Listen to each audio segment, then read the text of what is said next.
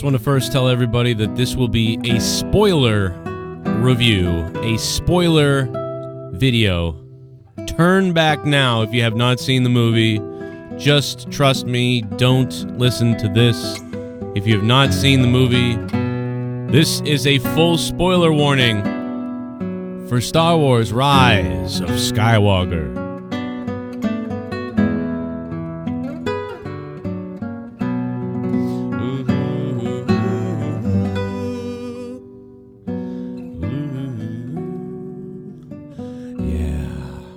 Thanks to Beyond the Guitar for that intro, Nathan Mills. Great little performance, acoustic guitar, cover of Star Wars guitar medley. Go check it out, it's pretty cool. Hopefully we get to keep the money from this, but we'll find out depending on how harsh his claims are. We don't know. This is a spoiler review. Spoiler. Just so you know. You've been warned, turn back. Remind people in the chat, spoilers are coming. They're coming. Do not listen to this if you don't want to be spoiled, because we will spoil this for you. If you don't know it all already. If you don't know it. Yeah, unless you already read the whole, That's the thing with this, Joe. Even if you know the spoilers, it's all about context and how they played it off. Yeah, I would like to say I welcome my Walt Disney overlords. Thank you for the paycheck. I like this movie. I see so many people, even on your spoiler-free review, that are like, "Oh, Disney shill," because you said you liked it, and it's immediately stick to wrestling. You don't know movies. It's well, that guy. What's weird is he said he hates the wrestling reviews, but so he followed me to my second channel to write a paragraph. That's just the sentiment in general, though. Not even being specifically anybody that likes the movie immediately. It's like, you liked it? You don't agree with the internet? Well, I mean, let me first say though, right off the bat, it's a terrible movie. Like as a movie, it's a terrible movie. Yes. I agree with you there. I'm trying to tell you, this is like liking Limp Bizkit. Excellent way to put that. Here's the thing. It starts in what feels like the middle of the movie. Tell me I'm wrong there. Oh, yeah. It's so disjointed. It's supposedly 1 year passed in between the Battle of Crate, where they were on the planet trying to get, with the ice dogs, trying to escape the Sith and everything there when Luke died in The Last Jedi, till now when they're, having Kylo Ren search for that device. It feels like maybe you had a coffee break. Yeah, it kicks off, and it tells you that they resurrected, again, spoilers for the last time, they resurrected Palpatine in the crawl, in the introduction to the movie. The words that pass by, the traditional Star Wars, text that comes across, that gives you basically the first third of the movie in 3 paragraphs. It's unbelievable because, they tell you right off the bat, like you said, off the crawl, but it's not as shocking as it would have been because they already advertised Palpatine everywhere, that he's back and all these things. What they could have done in the trailers is kept him hidden. And, Ian McDiarmid could have been on stage and said, "You will hear the Emperor's voice," in the movie. He's in for a very short thing. And they could have played it down. Or they could have not even had the Emperor stuff. You know what I mean? And if the movie had started that way, you would have been like, what? This is crazy. Remember, spoilers, everybody. Spoilers. Leave now. Spoilers. And yes, it's 10:20 a.m. This is live. So yeah, we are live right now with spoilers. So that was insane. That they were right off, and it's very convoluted, right? The galaxy hears the Emperor's voice and all this stuff. And it's like, if there had been another movie, by the way, it would have been wonderful because, it would have been like hearing the Emperor's voice or hearing something and then discovering that and then figuring out where that's going. And then all these other things about what's going on with those, finding out that Rey has healing powers maybe and all these other things. So I went into this, I think one of the reasons why, I'm going to give multiple reasons why I liked this movie or it worked for me. I think I'm going to end up hating this movie more as time goes on. I think I'm going to like it more as time goes on, honestly. Really? Wow, okay. Well, yeah. I mean, maybe... I feel like I like Last Jedi more now than I did. Now this made Last Jedi better for me. See, it made me like that one less. I like Last Jedi even less now. What? And I like this one even more. Yeah, because I thought the problem this is kind of if saved they got some rid of of 8 entirely and piece these two together. I mean, there's too much that happens in 8, unfortunately, that would need to be explained a little bit. But I feel like that could be taken out, and you can almost just watch 7 to 9, and with a little bit of explanation, it'd be a more complete. They broke the movie, and that the entirety of this movie is fixing everything Rian Johnson and others ruined in 8. But here's the problem to me. This movie is way too much like, especially the ending, is way too much like Return of the Jedi. Like, it actually at one point... And J.J. Abrams' 7 was A New Hope all over again. Right, so that's the thing is, I even like Last Jedi because at least that one swerves away, like, and then it comes back. So, like, I don't know, man, because I can understand that because you wanted something... I didn't want different entirely. Like, I like a retelling, and I was okay with that. But you can tell, and Hunter's right. Ian McDermott, Palpatine had no idea he was returning in this film. The original plan was for, in 8, Snoke was supposed to become more of a threat and look more badass than the Emperor and Vader combined. That was their original goal. And Ben, Kylo Ren, was going to start to be good. By the end of that movie, he was going to be sided with Rey. That was their goal. And then the two of them in this movie would be taking out Snoke in, like, the finale. The Emperor was just supposed to be a voice. I don't know, man. But that's not what... she was supposed to be a Palpatine, and Rian Johnson didn't care for that. So, I mean, okay, and that's why they worked so hard to retcon that as well. Like, oh, your parents didn't matter. Right. Well, I just told you that, but they did matter. Like they had to fix so much that they. Well, that never made me. That never made me. It's all about checking boxes. Yeah, it really is. Like every nostalgia hit they hit you with, but it worked. I don't think I was that mad about the parents thing. It's weird. I go back and listen to the reviews. Leah was always hung up on that. She was always angry. I was too, because they made it feel. I mean, it's Chekhov's gun over and over. They brought out. They brought this big reveal out. They showed you. Her parents flying away. They played such importance with it for such a long time. I didn't believe it though. I didn't believe that they were gonna like. I knew they were gonna answer it. I never thought. Oh, they're not gonna like. I never thought like the third movie would happen and that would be it. You know what I mean? I could see that, but to me, I thought that's what they were truly going for. Although pretend all this didn't happen and it went the other way, and she didn't ever find out her parents, and then she said what she said at the end of this movie.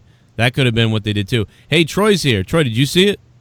What up? Yeah, of course I did. So last night. God, all right. Well, spoiling it here. Spoilers, everybody in the chat. Spoilers. Did you like it? Did you not like it? I agree with pretty much everything you just said, Jake. It's the biggest flaw of the movie is that it's obviously reactionary to everything that's gone on in the past few years. Like, it is designed to fix everything, but that's almost kind of a good thing because it gives you almost everything we wanted. It is very nostalgia-y, tried to bring everything back around and put it together, but I think they were successful in that. So it's the flaws of it are kind of obvious, but I think the overwhelming Star Warsiness of it kind of overwhelmed it for me. I had a really fun time with it. Yeah, for me, it was very actiony. It was very right from the get-go, right from the opening crawl. You're like, oh shit, we're jumping right in it. You're telling us everything that's going on. It jumps right into all the action, and I think that's a great thing JJ did. Is like, there's not any wasted scenes. There's not any downtime. There's not a whole wasted plot line like in Last Jedi with them. Yeah, there's no gambling planet. It's just let's go. We're hitting everything. This is going to be a fun adventure ride. And I think they did a good job with that. It has more of the Star Wars magic than any other recent movies. It's the best of the Disney movies. By the way, I don't think it was as rushed. I heard some non-spoiler reviews before I went to see it, and I expected even more chaos. It really wasn't as bad as I thought. It was rushed, and it was a little bit all over the place, and it is a bad movie. Like, I'm talking about from a technical perspective, it's kind of ugly, but again, like you said, this is my favorite one. So I don't know what that means, but I thoroughly enjoyed. Let's go right off the bat. Like, the visuals in this were stunning. I think these were some of the best of the most recent 3, like the final trilogy. The intro scene where Kylo Ren is tearing apart all of the creatures, whatever the hell, I don't know their names yet, but looking for the Wayfinder device, and he's just tearing through that entire forest. That is incredible to see, especially they had a digital screening where I was. Beautiful. The part where him and Rey are fighting in the ocean, where they're on top of like the broken pieces of the Death Star, and the waves are coming crashing up, and he appears like through the tide, and unbelievable. The way it looked very hyper realistic at times too. They had a lot of live action puppeteering and things like that. Some of it was more noticeable than not, but it seemed like they tried to rely more on practical effects like they did in 7 as compared to CGI in 8. I don't know, man. Like, I don't know if I'm trying to think. Like, I don't think there was a lightsaber battle in. I mean, that was pretty good, and I thought that was pretty good.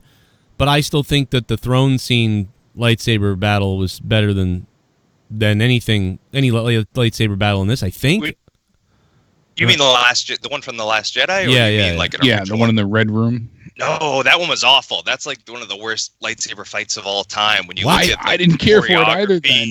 And the disappearing weapons and shit, I think that's like the worst one. Everyone thinks it like wants it to be badass because it was such a build up to it. But if you look at like the disappearing weapons and bad choreography and stuff, that is the only scene that I rewatched after watching again because I thought that's the only part that I really liked when I first watched it. I agree with you, Troy. Though you notice people falling that never get hit. Their two-handed weapons removed from their hands. It was very sloppily put together and edited with no care. So that was the best part to me originally of The Last Jedi, and then going back, subsequent viewings of that because I never watched the movie again in full. I couldn't. I didn't care for it, and I grew up on Star Wars. I love Star Wars. I watched the VHSs till I ruined them. That was. Too bad. Now they're worth money. Now you need the original cut. Yeah, exactly. The original cut is to be, but it's like, oh God, I know they were heavy-handed with nostalgia, but I even started to get emotional when you saw Han Solo, and I'm not one that's usually like that. But the way they portrayed it in this, I enjoyed it. They needed that. It hit me in the feels. I wasn't expecting the shit out of me. Did not see that coming. Absolutely. We thought that he was going to be a force kind of thing, so like or a voice. So the fact that he was like physically in it and looking right at him, they needed to do that because, and I'll tell you why. Because I hated Kylo Ren, I still wanted this guy to just die. He killed Han Solo. So the only way possible for you to forgive him, it would be if Han Solo did, So they had to do that. And I think that was actually one thing a lot of people, at least I hear, weren't looking forward to. I think most people didn't want the Kylo Ren flip. I think that was one thing everyone kind of saw coming, him coming back to the light. I think a lot of people didn't want that. Yeah. But I think they did I was going to say a pretty good job with it. The Han side of it I kind of liked, but the whole Carrie Fisher, how Leia dies reaching out to him, I thought that was kind of stupid. Like, that was kind of shitty. She just reaches out. I got part of it's kind of cool because it's like a parallel to how Luke died. And her and Luke were so connected. And I feel I don't want to shit on it too much because obviously they got painted into a corner with Carrie Fisher really dying. They did a decent job using the past scenes and CGI her into the conversations with Rey and stuff. But it was just, I thought don't you think how they ended it was kind of weak. Don't you think they could have like because it was a little awkward. Like, clearly she was talking to nobody. So don't you think they could have cut those scenes way down? Like, we only needed to see her almost once or twice, and then she could have, you know what I mean? Like, I just it was a problem they were in because she was still alive in the story. So her passing in real life, they had like I think just the few parts, like the hug scene and 2 or 3 others fully filmed. Yeah, that was clearly reused from the previous one. So they went ahead and they wrote her scenes around the footage they already had. They're like, what can we do to make this fit? Because you could tell that the parts with Leia felt disjointed, and that's why they used that as their rebel base instead of the other plans that they had a full-on base that they were going to, I guess, but they scrapped that because they had those scenes with Leia. What else are they going to do? Similar background and stuff. And actually, I mean, the plan originally they always said was 9 was supposed to be her movie. Like 8 focused more on Luke, 9 was supposed to focus more on the story of Leia, which obviously they still kind of went that route with Rey getting Leia's lightsaber and stuff like that. Yeah. I mean, we didn't even know that. By the way, the quick flashback scene we got with Luke training Leia, I was like, oh, Luke CGI looks kind of all right. And then I was like, oh, the Leia CGI looks awful. Yeah, the Leia one, I was like, that's supposed to be her, or is that a clay face? It looked like Tron. It looked like the 80s, like the old Tron movie. Yeah, that was bad. But Troy, bringing that up, Joe, I don't know if you both realize, but a lot of people were so upset previous to this because Rey is so overpowered. I'm not saying she's not, but here's the thing. Once I saw that scene, it clicked in my head, and I was like, oh, I'm not so bothered by it, because in the movie we saw Leia training Rey, and I'm like, how the frig is she training her? We know she's force sensitive, but we didn't see her with force powers or ever wielding a lightsaber. So it was they removed so much canon and all the novels and everything, so none of that applied anymore. So I was like, all right, that's out as well. So we never really saw anything with Leia being a Jedi. And the fact that they showed Luke trained Leia and Leia now trained Rey, her having these powers makes sense. Like her being able to do more, because we kept saying, how is she able to do all these things, but she's never been trained? She was trained. She was trained by Leia. Still ridiculous. We just didn't know to the end of the movie. She can swim before she ever got trained to swim when she's from a desert planet. There's still problems. I still say, there's tons wrong with it, but I was more okay with the things she did in this one, simply by the fact that they added that in. They should have explained a little more. They explained that a lot more, which the explanation for it is one of my favorite parts of the Star Wars in general, which is the lore of the Force, the for lack of a better word, the Force actually behind the Force. Like in the final scene when she's facing off with Palpatine's talking about all the Sith live within me, and you can see the visualization of them in the stands there.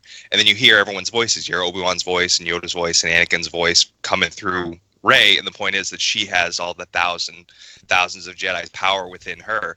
That's the whole thing, the balance of the Force. Like, did you guys see the Freddie Prinze Jr. rant a couple weeks ago where he starts talking about all the shit that Dave Filoni told us, and the whole point of Rebels and the Force is the balance, is that the point of the Force is that balance. It wants to find balance. And even talked about it in The Last Jedi. The reason Rey rised up being so powerful is because Snoke/Palpatine wanted to bring Luke out. Like, he raised Kylo Ren, and they had more power because they were trying to draw the light power out through Luke, but Rey rose instead. The Force is what gave her the powers, because it wants to find balance. There's too much strong Sith in the world. There are no more Jedi left. So all the Jedi power, instead of being spread out among 1,000 Jedi, flow into her. So that's where that comes from. That's where I think where the Mary Sue balance comes from. I mean, that's why Luke was so powerful in a sense. He can take out the Death Star 2 weeks after just being a farm boy. It's the Force wants what the Force wants. It's going to find balance any way it can. Yeah, exactly. Yeah, so. I did a great job explaining that. That's that whole scene at the end, the face-off with Palpatine, is explaining that, the Force and the Jedi power. He also says he's dropping exposition still at the end of the goddamn movie. He goes because there's some kind of connection with the two of them, with Rey and Kylo Ren, has created some kind of ability that he shouts out he hasn't seen in 20,000 years, or he has, that hasn't been heard of in 20,000 years, and he starts sucking their life force or whatever, and it's like, that's just so random. Like, he just, I don't know where he's like, this is that came out of nowhere. Like, you're like, wait, what? You're like, the two of you have created a power that hasn't been seen in 20,000 years, and now I'll use it to construct myself. I still don't understand if he knew that or not, because Kylo mentions it earlier. When Kylo's like Force Skyping Rey, he's like, oh, he doesn't know we're a dyad. We can overthrow him. And then later on, he's like, oh, you're a dyad. I don't know if he was just like, oh, I figured this out now. This is really lucky. Do you want to know what I thought? He sensed the both of them together, and that's what... It seems like his plans changed. He really did want Rey to cut him down and possess her at first. And she does. So does it... Didn't she do it? Like, then she did it. Why isn't he in her?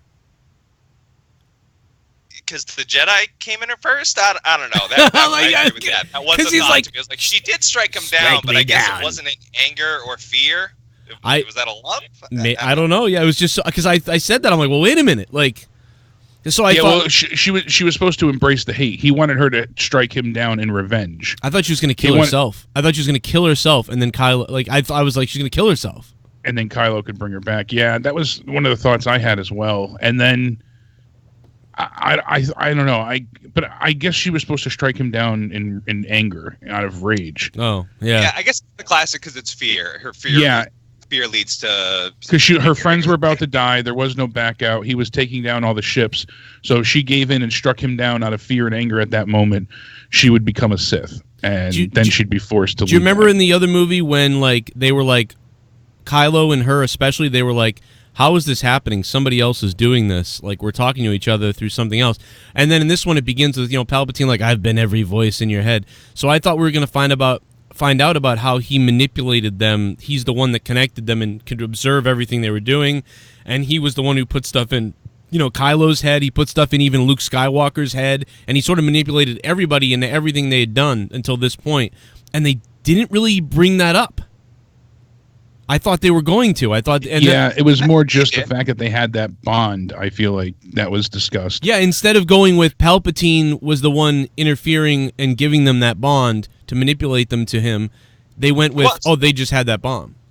No, it was. No, because Snoke points out in Last Jedi that it's him. He said in the throne room confrontation scene right before he gets axed, he says that. He says it was me who connected you two. You would be able to do it. And then Palpatine points out in this one, he is Snoke, so it is Palpatine that connected them. And then I also think see... they figured out how to do that on their own. I think in the beginning of this one, when Kylo and Rey connect remotely themselves, clearly they figured out how to do it on their own. I absolutely love the fact that they played upon the one thing from The Last Jedi that I did like was, like his hand was wet when he pulled it away when they had the original Force vision. So as her powers grew stronger and so did his, they went ahead and he was able to pull things through the Force vision. Right. And I love the way they built upon that throughout the movie. So first he gets the beads to find out where she is. Then he sees that, oh shit, she's destroying my bedroom. And then later on, she hands him the lightsaber. Because obviously he threw away his lightsaber. She's told by Luke Skywalker, bring both sabers. And I was like, oh, okay. So he's going to give him the other saber that was set up as soon as he threw his away. But the way she went behind her back to pass him the saber, I was like, that was badass. I really thought that was a great moment. I saw it coming, but I still thought it was... it was obvious, but the way they pulled it off, where they kind of, she goes behind her back, and then he nods, and I'm like, fuck yeah. It was just one of those good action scenes. Like you said, they built upon it. It didn't just feel like repetitive, like they did the same thing over and over again. Like, you're right, they built upon it from The Last Jedi. It was just wet.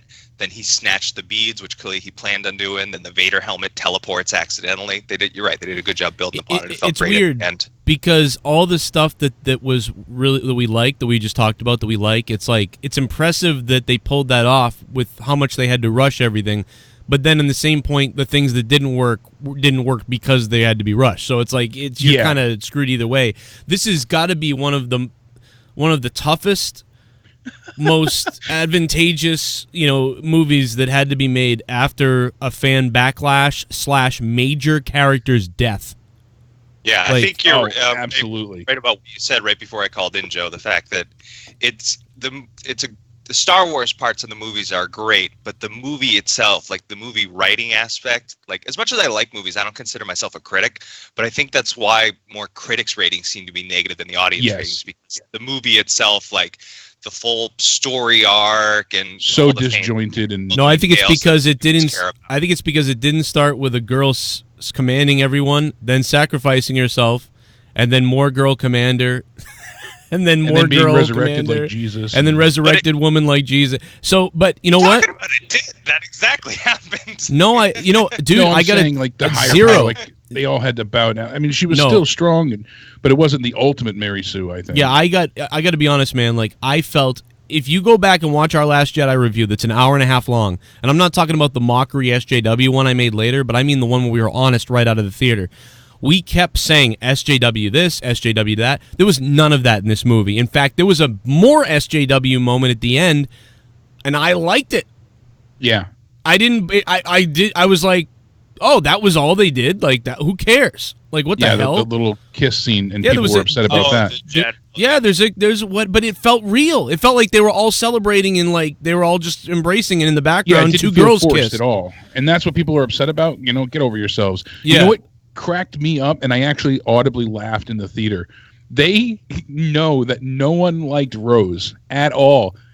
No one enjoyed that character. She was one of the most hated things in the last movie for a lot of people. I couldn't stand her. Her whole plot point, the casino planet, all of it was so just a total waste. It was an insult to Star Wars. So this one, she's like, they're like, you sure you don't want to go with us on the Falcon? And she's like, no, I'm gonna stay here. I got stuff to do. Yeah, that was it. Yeah, it was really funny. And then I died. She's like, no, I got to work on this shit over here. and then she was super. Yeah, no, she was. It does. But they made sure it was just that core group of friends. No, they would have killed her. They should have killed her. But you know what? They did a good job with that. I felt like the triumvirate, like it was a good balance between Finn, Rey, and Poe, and all three of them felt pretty excited and relieved when they saw each other. So I think they did a good job focusing back on that relationship. That was definitely a good choice. But you know what? They really wanted to have that core group of Han, Luke, and Leia again, and that's what they were trying to do with Finn, Poe, and Rey. So right. I mean, dude, like the thing about it though is like it's like it's funny because all these critics that are flipping out, they called us all toxic. In fact, a lot of these people called us toxic, and now they're giving this movie shit. Are they toxic now? Like it's just so it's really funny. Like literally like toxic Star Wars fans don't like Last Jedi. But no, Rose. The thing about it, Finn and Poe, their characters were held back in the last movie, and because of Rose and the purple hair lady.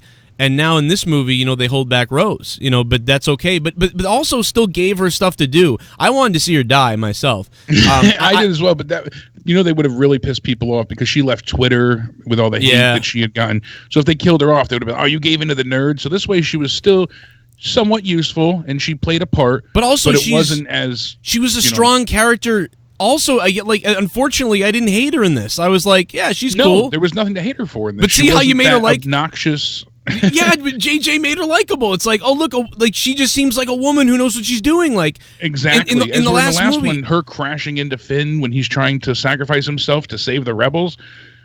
It was like, what are you doing?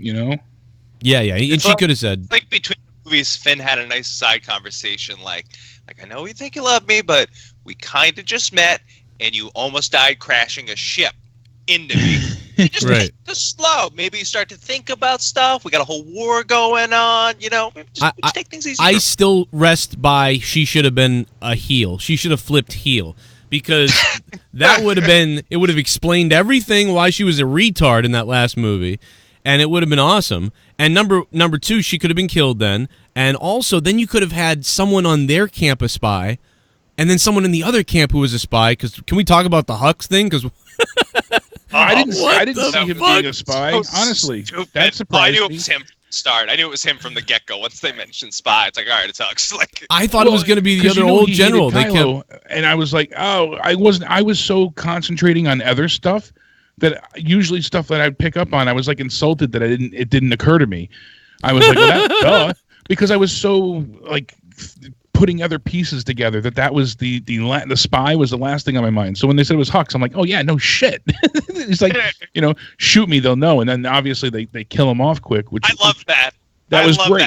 Because it's consistent because it continues on the story that Hux is kind of an idiot, like him getting tricked by Poe in the first part. I don't think he was a spy Last Jedi or anything, but I think he's still just an idiot. And him thinking like, oh, if you shoot me, they'll believe that you forced me to lead you to the ship. So when he just gets shot off, I love that because that's like such a stupid like trope. Clearly it's not going to work in the First Order when the guy just shoots him. I was like, yeah, that's about how it would go. That makes sense. That's a believable wrap up to Hux's story. Plus, all the other generals are so much better. Like when you watch the other movies, you're like, why is Hux this general guy? He's too young. He's annoying. He's this, and it was just weird. It was, the other generals, the guy in the Last Jedi who was in the red light a lot, the older guy who was commanding the ship, that's the type of guy you expected to be there.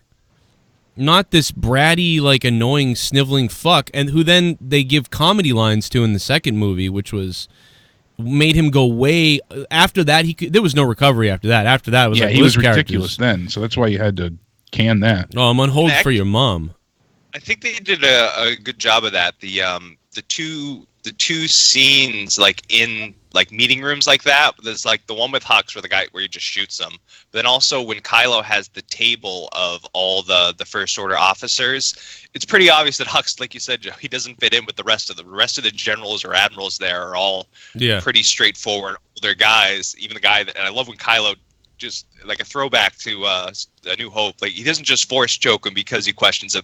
He chokes him and fucking flattens him to the ceiling. To the ceiling. Like, I'm Supreme Leader, bitch. Don't question me. Even with really good questions. That was a good question to ask. Are you sure he doesn't want anything for giving us this giant fleet? Bam, to the ceiling. And don't ask the movie was one big fetch quest. You know, that a lot of people point that out, and that's very true. You got to go here to get this thing. Oh, it's not here. Now you got to go here. But before you can get that, it's a MacGuffin. This, it's a multi MacGuffin movie. It's like super MacGuffin. Big MacGuffins all over the place, and a lot of also just. I don't really feel like any of it was needless. It was just so sporadic and random at times. But this reminded me of a cartoon. I appreciate the humor in this one because when they did throw it in, it was very minimal. C-3PO is hilarious in this movie. Yeah, with him having his memory. Do you remember the opening for The Last Jedi when you had Poe basically insulting the First Order and for General Hux? Yeah, all that kind of stuff, and it was funny when you watch it. When you think about it, it broke down. With this, you didn't have to overanalyze it. It was just funny. It fit.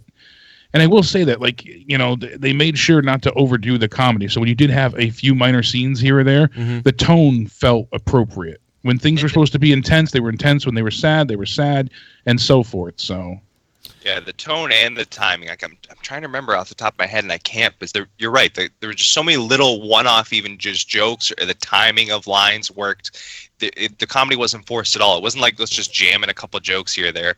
They did a good job placing the spots, calling the shots. I can tell you right now, one-off things, like even lines that weren't supposed to be jokes were funny to me. Just how they were timed and said differently. They were introduced. Yeah, I laughed. I laughed out loud in this movie, and I didn't laugh out loud in the other one. And there was barely any comedy in this, but I laughed out loud at the comedy there was. In the other one, the only funny thing in Jedi, I said this earlier, was when Rey blew up the building and the fish people were like cleaning it and fixing it and they were mad at her, and then later on like they blew up something bigger and then the Rock comes flying down and smashes the fish people's wheelbarrow and then they just look at each other and all disgruntled. I forgot about that, but that is funny. But that's comedy bit. That's an intentional bit versus this just like the little lines, the writing in this was but C-3PO was definitely perfect. They planned that comedy when he goes all the stuff. The first thing was when they look behind them at C-3PO or whatever, and then he looks behind him and no one, that's funny. He's also funny when he's like, they wipe his brain and then he's like, and they keep going with the joke and then they're outside and they're like, come on, move your ass, 3PO. Is that any way to talk to someone you just met? Like that. and then like later when Babu Frick comes in, he's like, oh, Babu Frick, my oldest friend. Yeah, that cracked me up too. Yeah, man, that shit was funny. Like I was laughing out loud. Some people said it was pointless to wipe his memory. No, that was because they another MacGuffin. They were able to fix it and remedy to that when he saw 3PO because or R2D2. They had his memory backed up. But it was older. It was it was older memory, so he missed the whole adventure. He's like, I'm going on Rey's first mission, and he goes through all this, and it's like I missed it. And it was just that was interesting, as well that they pulled this off. When he starts and he's like, oh, so what do you mean? What's that or whatever? And you're like, oh god, this guy and then Poe goes, that's gonna be a problem? Like, yeah. But I like the fact that we brought you, and this is the one thing we need, and you can't do it. You can speak a billion languages. Ironic. I was like, I'm programmed not to speak Sith. Just one word. Yeah, you're right. He goes, so the one time we need you to talk, you can't. Yes, sir.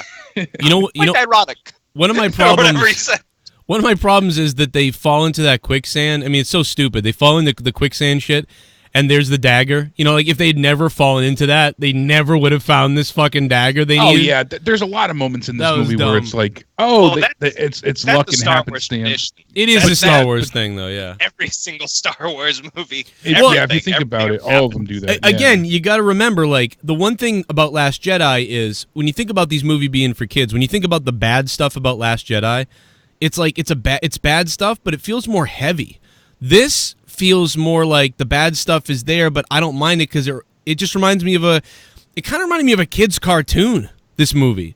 Like, where you're watching it and you're like, yeah, it's got a lot of problems because it's a fucking cartoon. This reminded me of the Ghostbusters cartoons from the 80s. I watched them recently. I could see that parallel. They hold up, but they're kind of like, there's like ridiculous shit. It's cringy at some points because it's so topical for that, decade. But yeah, no, I get your point, and it still works though because the banter's good. It's a good because the characters are enjoyable. That's what it comes. You need those characters to have a leg to stand on. And as much as they were rushing information at you and throwing things and really going through, I still was, all in all, I would recommend seeing this movie. Don't go with what the popular consensus has been. I don't think it's correct. If you're a Star Wars fan and no matter how you felt about Last Jedi, I hated it. You tend to like it more. I think this movie has a little something for everybody if you go in with an open mind. If you go in, I kept saying to myself, I'm liking this. When am I going to hate it? Like, when's the other shoe going to fall off? When is this going to get bad? Because I usually line up with some of the critics that I heard their spoiler-free reviews beforehand, and I tried to avoid like the leaks myself, so I didn't want to know too much. Most of it was evidently obvious. I mean, it wasn't a very detailed plot. It was pretty much very straightforward. Palpatine's back. He's a clone. We've seen that before in the comics. That's not unheard of. He had kept cloning himself. That was not something unheard of before. So I appreciated that. All right, we don't have a main bad guy, so what are we going to do? But you know what? We can't have Ben be the ultimate bad guy because we want to turn him good.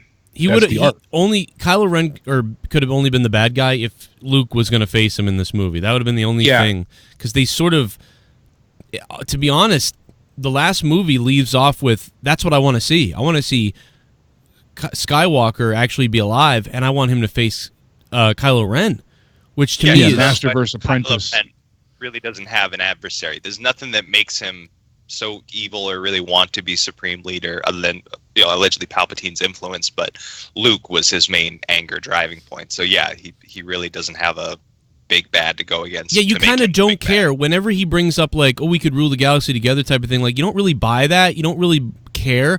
Whereas with Anakin Skywalker in the prequels, believe it or not, you actually believe that. You believe he does want this power.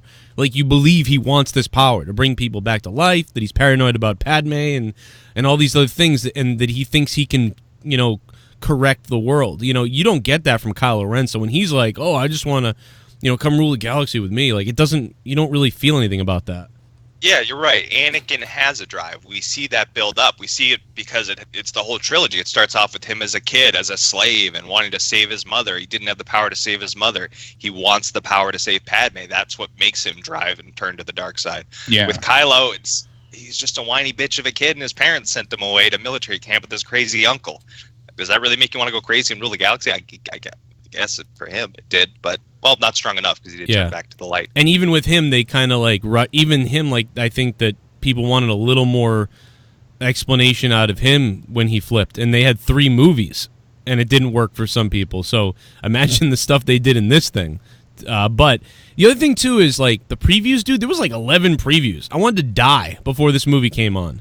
And See, as an experienced movie go watcher, I feel bad for any normal person that walks into a theater and doesn't know that. But I gotta tell you why though, Troy, because I know that you probably went in late and reserved ticket, right? It drains you. I can't imagine if I don't like going to long movies. Like, there's some stuff I didn't see. Like, I didn't see Once Upon a Time in Hollywood because I didn't feel like being in the movie theater for 3.5 hours. It's just daunting. Right. But yeah, if I can't imagine somebody walking in just half an hour be like, is this movie gonna fucking start already? Like, I want to go to bed. There were people in my movie theater that screamed it out after I assume the 6th or 7th trailer they watched, because at like my AMC it says my movie started at 6, and there is a note, it says allow 20 minutes for previews and stuff. Ugh. So I always show up 15 to 20 minutes late, but they're actually 25 minutes late. There's been 25 minutes of previews. The movie didn't start till 6:25. This was the first showing in our theater. The previews were so nauseating. I had to be there early, though, because my theater, remember, everybody, for the people that don't know, I am in culture shock right now. I moved from seating. I moved from the city. I moved from the city to a theater that looks like it's from 1992. I moved from the city where they installed chairs and seats. Recliners, chairs and seats and recliners, alcohol, a full bar, all that stuff. We can talk about that though. Braintree, Quincy, Boston, all those areas, all have in the last 15 years, renovated seats and put in bars and alcohol and seats. We get out here. Did you go to a place didn't even have like the new leather seats. Did you go to places like old school fabric folding chairs? I told this story when we first moved here back in the beginning of the year. We walked into this movie theater. It's got 8 theaters, which is actually kind of amazing. It has that many. And the seats are the old wooden shit. And what? And the theaters are tiny, Troy. They're like really small, and it's there's no assigned seating. So I had to be there early. No, that sucks. Yeah, we have an upgraded theater, but we don't have assigned seating. So I was there. You know, my movie was at 7:30. I had to be there at 6:30, and but we have recliners. We've got alcohol. We've got a goddamn, full bar, and there's even that's a what we sushi had. place. It's like ridiculous, That's what we had. That's what we had in Braintree and Quincy and Boston. Anywhere I went, they had those recliners. In fact, the seats were comfortable 5 and 10 years ago. But 5 years ago, they ripped out the comfort seats and put even more comfort seats in. And so they lowered the amount of seats. So they lowered them before to these wonderful chairs. Then they double lowered them a couple years ago and cut the theater in half with comfort chairs. And I became accustomed to alcohol and comfort seats and reclining seats and assigned seats and IMAX. So we come out here. And assigned seating, which is great. And we can run, dude. We can almost run to this movie theater, Troy. We can almost run to it. And is that the Regal in Bellingham you're going to? Yes. Yes. So it's like, here we are in this theater. It's like in a strip mall. I can see. It's a drive over. It's just a drive over, and we're there. So we drive over. Here we are. We didn't run because it was freezing, but we drive over to the theater. We get there, and this fucking thing is I drive over because Leah didn't go with me. Leah saw the spoilers, didn't want to fucking talk about it, whatever the case is. I walk into the theater, and now we used to have to drive 25 minutes to the theater. Now it's it's right there. We go in, I go in, there's no Leah, I keep pretending she's with me. I go into the theater by myself. They fucking tell me they're renovating the theater, go that way instead of what your ticket says. I go, what do you mean you're renovating the theater? Oh, we're putting in an IMAX and ripping out all the seats and putting in these comfort reclining chairs and building a bar. I'm like, are you kidding me? Ah, yes! You can't beat that. So, luckily enough, they play, like, our movie starts on time because they play the previews before at these types of showings, but that usually isn't the case. Right. But since this was the first playing of the movie, they want to get as many screenings as they can in, so they're shuffling people. But surprisingly enough, I thought it would be packed. There was hardly, half filled. There was multiple showings. There was one at 6:30, 6:45, 7, 7:15, 7:30. It was on like 6 screens. But even then, each theater was very not filled. Surprisingly, I thought it would be. Yeah. I was like, "There's no way I'm getting tickets tonight." After my buddy went ahead and was going later, and plans changed. This will be the worst performing one, I think, of the. Yeah, because this one I think should be seen in the theater with how it's the presentation. The sound is John Williams always nails it out of the park, and the even just like the lightsaber sounds and all the ships, the audio is fantastic. I got to tell you real quick, the reason why I set all that up about me going to the theater and the previews and all that stuff is I may be more excited about this because I went in like depressed, like, oh no, like people are burying this movie, and then I sat through 11 previews and I was like, oh my god. So when the movie started, I became excited. Like, yeah, because especially rushing right into everything. Yeah, because I was so let down. I'm going to say it again. As a movie, it is a fucking horrible movie. But I love it. It's weird. I can't explain it to you enough out there. You know what it is? It's the exact opposite of Solo. Solo was a pretty decent movie with good action that didn't really fit into the Star Wars world. Episode 9, full-on Star Wars. Not as great critically as a movie and movie written style, but full on Star Wars. It's like the exact opposite thing. Even Palpatine at the end, he almost literally does the same thing as Snoke. He, take your lightsaber, stroke down your enemy. It was like the same thing. Well, it's the same thing over again. Actually, that's something people complain about, is that the end of this was too similar to Jedi. Not Last Jedi. Oh, it reminded me of that was 6. Troy. But you know what? I give that a pass because of course it's going to be the same because it's the same bad guy. Yes, he's trying to do the same thing to Rey that he did to Luke because that's his thing. That's Palpatine's move. That's the move how you get somebody to the dark side. Except he's bad at it and he keeps picking the wrong people. But it would be his thing. But even though it was the same thing, it was fucking way cooler. The throne room with the giant thing and him fucking shooting the lightning up in the sky, taking down the things. You can't say that wasn't cool and badass. Sure, it's repetitive, but again, it's the same bad guy working the same plan. He's kind of a dumb bad guy, but fucking looked badass. Yeah, man, it looked. Oh, dude, when he's shooting that lightning up and stuff, like that was sick. And it was like kind of getting to see those old things reimagined, like nowadays. Oh, and then they killed my man Greg Grunberg, J.J. Abrams' best friend. Poor Snap Wexley, killed for no reason. where like, hey, we haven't killed enough people. Sorry, Greg. Where was Matt Smith? What happened to Matt Smith? I thought he was in the movie. Did I see him? Oh, why was Dominic Monaghan even in this movie? Did he have 2 lines? I can't even remember a word he said. They just hired him to be third guy from the left. Yeah, it seems that way. Why was he even in it? I don't understand. One thing we haven't mentioned either is Billy D. Williams. Lando's back, and that was strictly fan service. Awesome. It was great. I loved every scene with him. That was probably one of the best. That was the ultimate fan service. He served no real purpose. What? They could have had. Think about it. The scenes that he was in, they could have had anybody hide them when they were on Pisana, and him flying in with the Falcon. You could have had anybody leading all those ships come up.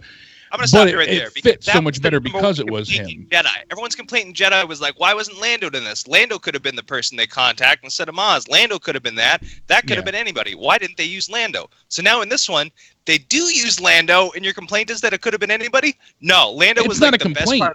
I'm just saying it was strictly fan service. It was fan service, but it worked 100%. I honestly I agree. It was great. He was great.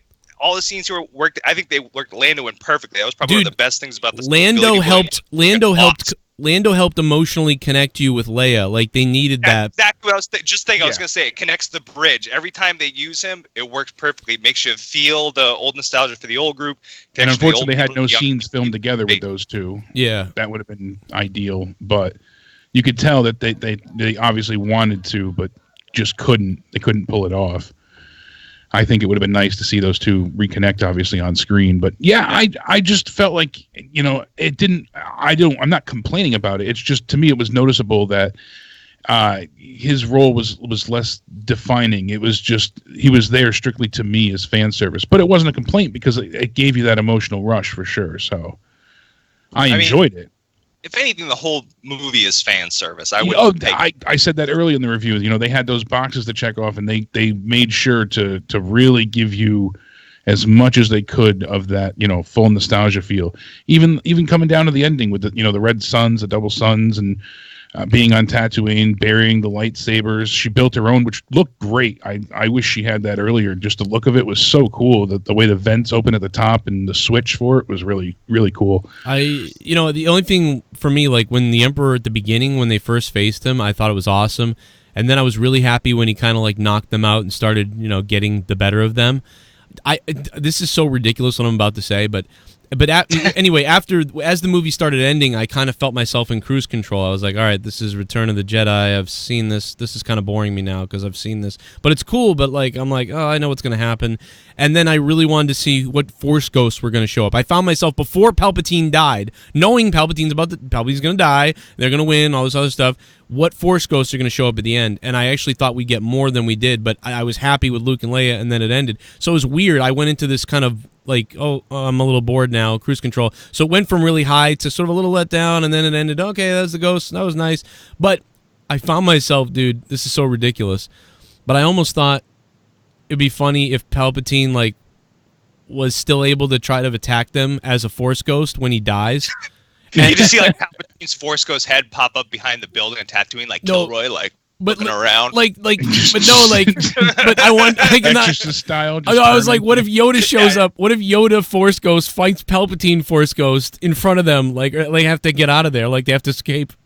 No, they didn't even see it. He's just in the background. You see the Empire Kilroy head pop up, and then Yoda just grab him from behind. I know. That's run, Rey, you will. I saw some people complaining that they didn't bring back any more Force Ghosts, like all the talk of bringing back like Hayden Christensen and stuff. But I actually thought they did that more tastefully. Instead of having to show all the Force Ghosts, like just when Rey's down the ground, you hear everybody talk. Yeah, and you heard everybody. I think that was a lot cooler than bringing them back in any full way. Just a couple lines, like even from Anakin and stuff like that. Well, because it's awkward, because then you bring back younger version or the older version. Why is he younger version now? He should be older version. So there's that problem. Exactly. And I had the list somewhere here, but they brought back, it was Yoda, Qui-Gon, both Obi-Wans. Oscar was there, the two guys from Rebels, and Leia. So, yeah, you heard a great deal of voices, and I appreciated how they killed off Ben, Kylo Ren. He sacrificed himself to bring Rey back. It took all of what life force he had left. I gotta say though, I appreciated that. That's when Leia fully, her corpse disappeared the same way as his. Because she had used the last of her life energy to basically help turn him back to the light side. So maybe I wasn't listening close enough. Did we hear? You said the two guys from Rebels. Do we hear Ezra and Kanan? Yeah, at least that's what I was reading here. So I thought I had heard them. There were voices that I didn't recognize in that. So. There was probably some people marking out for that. Yeah, I didn't realize. I didn't watch that Rebels, so I didn't know. I watched it when Disney Plus came out last month. I binged it in like 2 weeks. It was actually really. I used to watch it with Danny when it was first on Disney. It's a really good show, but I like the fact that they finally kissed as well, because you had this whole will they, won't they thing for so long with tensions. They're like, step siblings making out. That's I just picture the guys from. I picture Red Letter Media. I picture Rich Evans laughing when Kylo disappears. Like it kind of didn't really work, but like it worked for me in the theater. I watched it. I didn't laugh. I thought it was like, oh wow, like he's gone now. But I can definitely see somebody else, and I already heard some reviewers saying that they almost laughed at that. And that it was bad. Oh, I'm sure I could picture that. But as well, I didn't. But I did. I get what they're saying, because it was like a little bit weird. So like I just picture people watching that and like him healing her and then being like, "Oh, come on," and then him disappearing after, and then just being like, I feel like it would have been a little better if it was more Romeo and Juliet, and they never get that connection. Like he heals her, and then as she wakes up, she sees him pass out. Yeah. I think that would have been better than just the moment of the kiss, and then he handmaids out of there like, I'm okay. Yeah. In a way, I wish he didn't pass, but he had done so many evil things that I don't think, not that he was beyond redemption, but I don't think he would ever be viewed as savable. They had to do two things. They go on as a good guy. He's gonna have to fucking go to court. Exactly. I know they blew up all 5 planets in the Hosnian system, but they still must have another intergalactic criminal court somewhere. Yeah, somewhere. How many planets did you destroy again? How many? Keep in mind, if the answer is more than 0, you're fucked. You're going away. That's why, like, dude, if it had ended with them happy or something, it would have been like enraging. Because, like, dude, I don't care what he redeems. He blew up planets of people. He blew up planets of people. To die. That, if anything, is the most egregious fan service ever, given the Reylo kiss. That's the most fan servicey thing that stuck out. Well, just like Jeff 94 said, the good will get the girl payoff. I liked it though. It didn't, I thought it was poetic in a sense. So I'm a romantic at heart anyway, so it worked for me. But I unfortunately have to jet off from here. I know we will have Out of Nowhere later on, but I know you guys will keep talking. All in all, I recommend you see it. I hope everyone kind of forms their own opinion, but I thoroughly enjoyed this mess of a movie, and I appreciate what they gave us. It was not outstanding, but it was certainly far better than the low expectations I had set to walk into. So yeah, I agree. I would recommend seeing it and making your own opinion. I almost think the misery of how bad it's going to be made it better in a way for me. Like yeah. Where does it lay for you, Jake? Can you rank it among Star Wars? Yeah, I kind of went. I made a joke before, and I said, it's definitely above Terminator 3, but I would say, I would probably go episode 6, 5, and 4, and then I'd put this one there, just with next, and then I'd go 3, for the Sith, and then and Force Awakens, Clone Wars, just season 1, and the rest. We've talked about everybody. 7, 2, 1, and then Terminator 3, and then The Last Jedi. Yeah, my list. Ironically, I showed you everybody. I was like, if it can fall in the middle here, I'll be so happy.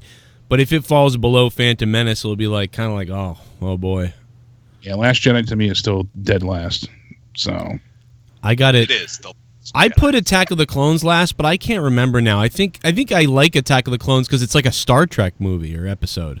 There's just parts of that I really enjoy. So isn't sand more than The Last Jedi? Yeah, it's rough. Yeah, it's like bad. I hate sand. All right, gents. I will talk to you both in a little bit. Troy, so glad you were able to chime in here. Thank you.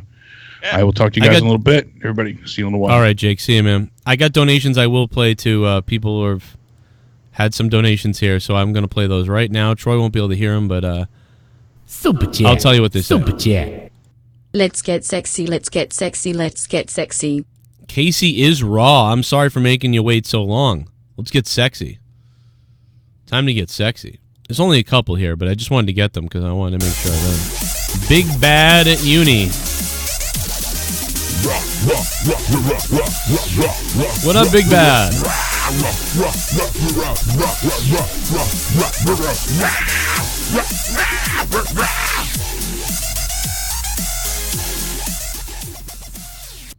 It's been almost 2 years since I've last been able to donate. Good to see you, Joe. Oh, Big Bad Uni, thank you very much for the $4 and welcome back. Appreciate that, man. What's going on? What a day.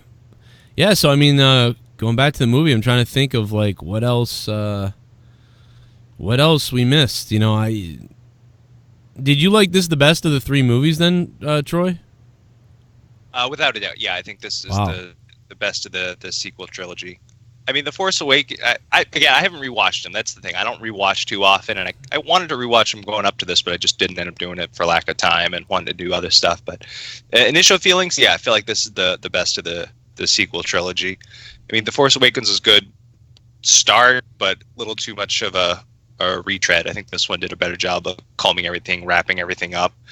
Definitely better than the other ones. To me, it might even be my favorite of everything besides the originals, like even more than all the prequel trilogy. I think I like Revenge of the Sith better than this, but to be honest, Revenge of the Sith isn't even my favorite. The Phantom Menace is actually my favorite of the prequel trilogies. As bad as most of the movie is, the ending for me, the 3 or 4 different battles at once, like the Gungan and tank battle, the space battle, even with Jake Lloyd being annoying as he is, and then Duel of the Fates. Duel of the Fates is probably my favorite Star Wars moment of all time. I mean, that duel, I think, is even better than. All right, maybe it's, I don't know. It's a tough argument. I'd have to rewatch him again. I was thinking the Revenge of the Sith, Anakin, Obi-Wan duel, but I just love the music, the fights, and everything. I miss the choreography. That's probably one of the best things about the prequels is that they really took the time and effort into like the choreography and the lightsaber battles. Yeah, these are more raw, which is the sequel trilogy just doesn't have the Lucas magic. The prequels have too much of the Lucas magic. But yeah.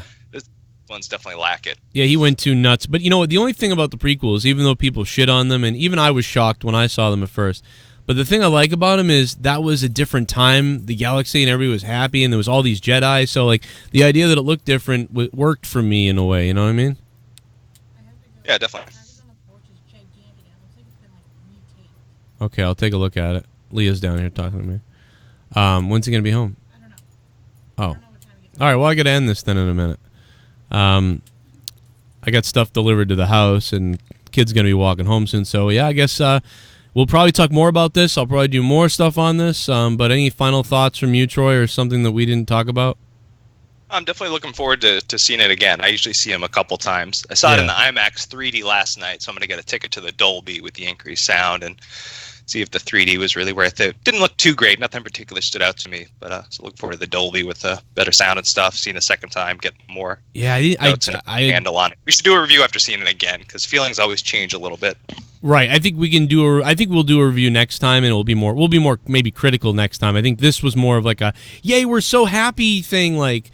And that's how it is. I'm always excited, like going in, reading the open crawl. I always play the game. You play the game to figure out if the camera's going to pan up or down. Even that, like as stupid as a thing, it's always exciting to me. Yeah, and again, like, obviously this movie is, as a movie, as cinema goes, as structure goes, and things like that, it is a psychotic mess. This is a fun, sloppy, convoluted, fast-paced, kind of ridiculous, fun movie, I guess. I don't know, like, I can't explain, but it worked for me. Like, I don't know why. It worked for me. It's ridiculous, but I like it. But I can definitely understand that there's going to be a lot of people out there that hate this. And there's a lot of not explained stuff and plot holes, and, you know, I'm able to, the healing thing that Rey does, I'm able to just be like, oh yeah, I believe she learned it somehow and I don't need to know about it. But there's going to be other people who are like, that's bullshit. So it's the Force. Anyway, I would say, to wrap it all up, is that it's a very fun, enjoyable Star Wars movie. Don't listen to the critics unless you are a critic. Unless you want to read a review that's based off of the rubric that they learned in college, don't listen to critics. Just go make up the movies and make up your own mind. I went to college for film. It's a fun time. I went to college for film for a little bit, and my film teacher would have flipped out if you on this. He would have hated this movie. But yeah, I'm gonna go. I gotta go do some stuff with the kids while Leah picks up the other kids, because it's a half day type of thing around here today. And that's about it, man. Troy, all right, Troy, I'll talk to you later, man. We'll see if we want to go see it again. Leah was like, "Why don't you call Troy to go see it?" I go, He's probably at work or something. I should have just had you come out, but. Maybe next one. Yeah, not to your fucking unassigned seat theater. You shitting me? You gotta come up to my place. Yeah, that's true. I had my seat picked out 2 months ago. I sat in the aisle, though, so I could go pee-pee a couple times. And I went pee-pee a couple times, so it was good that I got to go pee-pee, because I sat on the end. I had to as well. I'll shout out, free plug, to an app I use called RunPee. If you're someone who has a small bladder and likes movies, download RunPee. It's a little app that you can set a timer when the movie starts, and your phone will vibrate when it's a good time to go pee. And then there's a little 2-paragraph write-up on what you missed while you're peeing. Right, and it was... anything after the credits worth staying for. But if you like movies, definitely download RunPee. Leah told me about that app, but luckily I just sat on the outside, so I was like, all right, cool, I can get up like 3 times. I always sit in the front row so I can jump over the railing and not bother anyone. That's exactly what I like to do. Plus, if there's a shooter, you can get out too. Exactly. All right, I'll see you later, man. Peace. Woo, Troy. Goodbye, everybody. I'll have more on this stuff later on. Thanks for listening. This will be debated for a while to come, I'm sure. Go enjoy my last Jedi review from years ago, a couple of them. And remember what we thought about that movie. It was me, Jake, and Leah, I think. A lot of people ask me, what about Leah? Leah didn't see it. Leah was so mad at the spoilers, she said, I'm not seeing that piece of crap. And so Leah actually refused to go to the movies. And then you can, we'll see you later, guys. Thanks for listening. Out of Nowhere is coming up later, too, on my other channel.